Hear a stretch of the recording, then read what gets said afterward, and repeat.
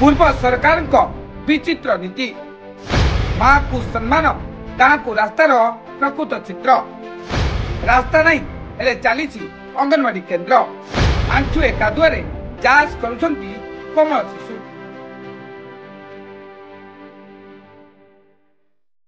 आज्ञा हाँ कोमलमती शिशु नूतन अंगनवाड़ी केन्द्र गृह निर्माण कर चकाचक करागला कर्मी को यह हस्तांतर करागला। गत किछि मास ହେଲା एठी केन्द्र भी चली हेले केन्द्र को रास्ता नहीं जड़े व्यक्ति पट्टा जमी दे प्रतिदिन पिला माने जांच करुछंती एबे वर्षा दिन में आंठुए कादुआरे से जमी दे जीवाकू पड़ुछि। एभली चित्र देखा मिली जगन्नाथ प्रसाद ब्लॉक प्रतापपुर पंचायत कल्याणपुर ग्राम में दीर्घ वर्षर दाबी पर सरकार कृपादृष्टि पकाई एक गाँव में प्रतापपुर ख अंगनवाड़ी केन्द्र गृह निर्माण होइछि।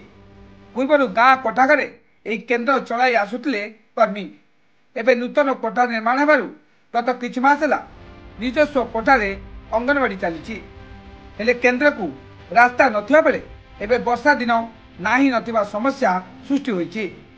रास्ता रे पानी कादुଅ जमी रहिबा फल केन्द्र को पहुंचीबा कष्टसाध्य होई पड़िछि। अभिभावक माने शिशु को पानी कादुଅ रे टेकी टेकी आनिबाकू पड़ुछि। अनेक अभिभावक पिलां को सुरक्षा दृष्टि छाड़ू नांती।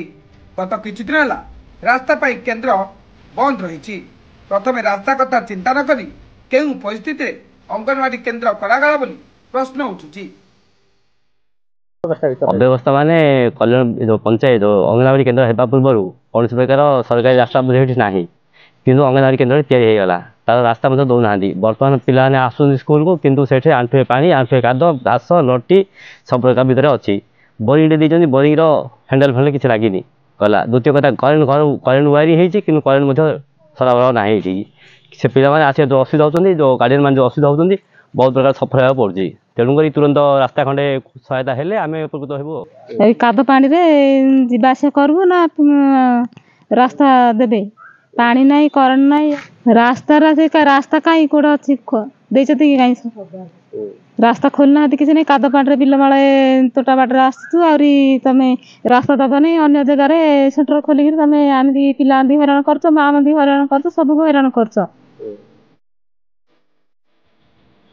अन्य पक्षरे एक केन्द्र को विद्युत संजोग किंबा जल जोगान व्यवस्था नहीं जहां नहीं ग्रामवासी तथा अभिभावक महल में तीव्र असंतोष सृष्टि होइछि।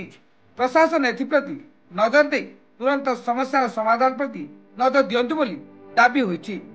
गंजाम भंजनगर आदित्य नारायण प्रधान रिपोर्ट G99 न्यूज।